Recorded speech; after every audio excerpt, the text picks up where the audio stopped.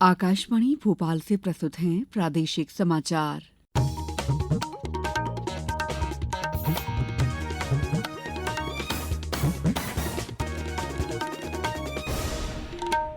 नमस्कार, समाचारों के साथ मैं दीपा सिंह। सबसे पहले मुख्य समाचार। प्रधानमंत्री नरेंद्र मोदी आज नई दिल्ली में आचार्य विद्यानंद जी महाराज शताब्दी समारोह का करेंगे शुभारंभ। ऑपरेशन सिंधु के अंतर्गत अब तक 4,415 भारतीय नागरिकों को स्वदेश लाया गया। रतलाम में regional industry skill and employment conclave में आए उद्यमियों ने राज्य सरकार की नीतियों को सराहा। और प्रदेश में बारिश का दौर जारी, अगले 5 दिनों तक ऐसा ही मौसम बने रहने की संभावना। अब समाचार विस्तार से। प्रधानमंत्री नरेंद्र मोदी आज नई दिल्ली में आचार्य विद्यानंद जी महाराज शताब्दी समारोह का शुभारंभ करेंगे। वे इस अवसर पर लोगों को संबोधित भी करेंगे। ये कार्यक्रम भगवान महावीर अहिंसा भारती ट्रस्ट के सहयोग से आयोजित किया जा रहा है। आचार्य विद्यानंद जैन समुदाय के एक प्रतिष्ठित आध्यात्मिक नेता और समाज सुधारक थे। उनकी 100वीं जयंती पर आयोजित श्रद्धांजलि समारोह 1 वर्ष तक चलेगा। इस दौरान देश भर में सांस्कृतिक, साहित्यिक, शैक्षिक और आध्यात्मिक कार्यक्रम होंगे। आचार्य विद्यानंद जी महाराज ने जैन दर्शन और नैतिकता पर 50 से अधिक रचनाएं लिखी हैं। उन्होंने प्राकृत, जैन दर्शन और शास्त्रीय भाषाओं के लिए भी काम किया है। ऑपरेशन सिंधु के अंतर्गत अब तक 4,415 भारतीय नागरिकों को स्वदेश लाया गया है। ईरान से 3,597 और इजराइल से 818 लोगों को विशेष विमानों से स्वदेश लाया गया। विदेश मंत्रालय ने कहा है कि 14 OCI कार्ड धारक, 9 नेपाली नागरिक, 4 श्रीलंकाई नागरिक को भी ईरान से सुरक्षित निकाला गया है। भारतीय नागरिकों में 1,500 से अधिक महिलाएं और 500 बच्चे शामिल हैं।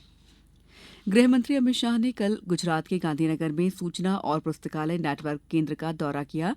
सोशल मीडिया पोस्ट में उन्होंने कहा कि ये केंद्र पुस्तकालयों को अत्याधुनिक तकनीक से जोड़कर बेहतर बना रहा है। श्री शाह ने सस्तु साहित्य वर्धक कार्यालय ऐप की भी शुरुआत की। पुस्तक प्रेमी इस ऐप से अपनी पसंदीदा किताबें प्राप्त कर पाएंगे।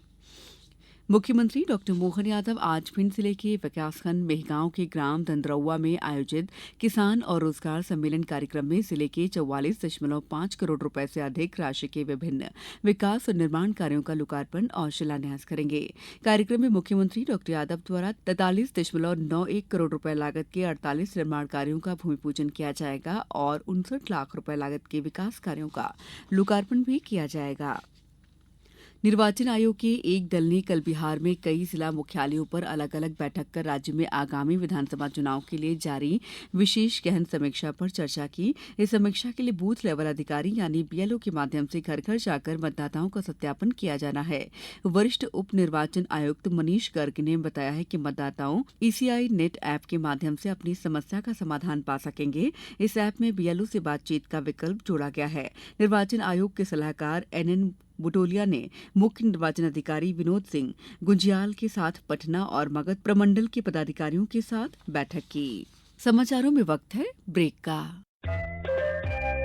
ये समाचार आप आकाशवाणी मध्य प्रदेश से सुन रहे हैं। ये समाचार बुलेटिन YouTube पर Madhya Pradesh news all India radio channel पर और Facebook साथ ही X प्लेटफॉर्म पर AIR न्यूज भोपाल पर सुने जा सकते हैं। इसके अलावा आप हमारी वेबसाइट newsonair.gov.in पर अथवा न्यूज ऑन AIR ऐप पर भी समाचार सुन सकते हैं। ब्रेक के बाद समाचारों में आपका एक बार फिर स्वागत है। औद्योगिक विकास, कौशल उन्नयन और रोजगार सृजन को समर्पित regional industry skill and employment conclave का आयोजन रतलाम में हुआ।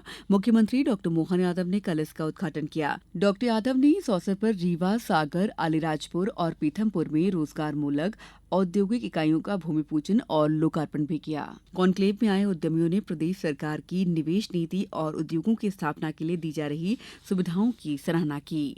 मेरा नाम दिनेश पाटीदार है। मैं चेयरमैन शक्ति पंप्स इंडिया लिमिटेड से हूँ। मध्य प्रदेश को एक अलग पहचान बनाने के लिए डिस्ट्रिक्ट लेवल पे जो काम हो रहा है ये बहुत ही सराहनीय है। सही समय है इन्वेस्टर के लिए। उन्होंने इन्वेस्ट करने के लिए मध्य प्रदेश में आना चाहिए। मेरा नाम गगनदीप चांदा है और मैं जैक्सन इंजीनियर्स लिमिटेड को रिप्रेजेंट कर रहा हूँ। यहाँ पे सोलर का एक्सपेंशन करने जा रहे हैं। 3 फेज में 6,000 करोड़ की इन्वेस्टमेंट है और टोटल 4,000 एम्प्लॉयमेंट होगी और पहले फेज में 1,300 की एम्प्लॉयमेंट होगी। पहला फेज हम इमीडिएटली स्टार्ट करना चाहते हैं। जैसे ही हमें लैंड मिलेगी हम विद इन 10 to 15 डेज हम उसका भूमि पूजन करना चाहते हैं। इंदौर संभाग में आंगनबाड़ी कार्यकर्ताओं सहायिकाओं के खाली पदों की भर्ती प्रक्रिया शुरू हो गई है।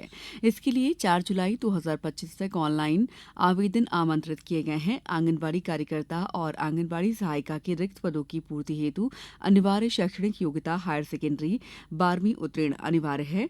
आंगनबाड़ी कार्यकर्ता और आंगनबाड़ी सहायिका के रिक्त पदों की पूर्ति हेतु 1 जनवरी 2025 की स्थिति में आयु 18 से 35 साल होना अनिवार्य है। संभाग आयुक्त दीपक सिंह ने बताया कि आवेदन एमपी ऑनलाइन द्वारा तैयार चयन पोर्टल के माध्यम से प्राप्त किए जाएंगे। ऑफलाइन प्राप्त आवेदनों पर विचार नहीं किया जाएगा। अंतिम तिथि तक प्राप्त आवेदन में संशोधन किए जाने की अंतिम तिथि 7 जुलाई 2025 निर्धारित की गई है। शहडोल, राजगढ़ और माऊगंज समेत प्रदेश के कई जिलों में पिछले 24 घंटों में बारिश का दौर जारी रहा। मौसम केंद्र के अनुसार 2 टर्फ के गुजरने की वजह से प्रदेश में बारिश का स्ट्रांग सिस्टम सक्रिय है। इस वजह से कई जिलों में तेज बारिश हुई। मौसम केंद्र ने आज भोपाल समेत 12 जिलों में भारी बारिश का अलर्ट जारी किया है।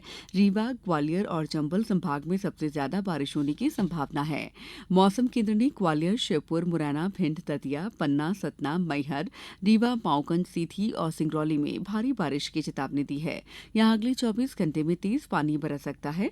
भोपाल, इंदौर, उज्जैन, जबलपुर समेत प्रदेश के अन्य जिलों में बारिश का येलो अलर्ट है। मानसून के मौसम में आकाशीय बिजली का खतरा बना रहता है। दमोह कलेक्टर सुधीर कुमार कोचर ने लोगों को ऐसे मौसम में आकाशीय बिजली से बचने की सलाह दी है।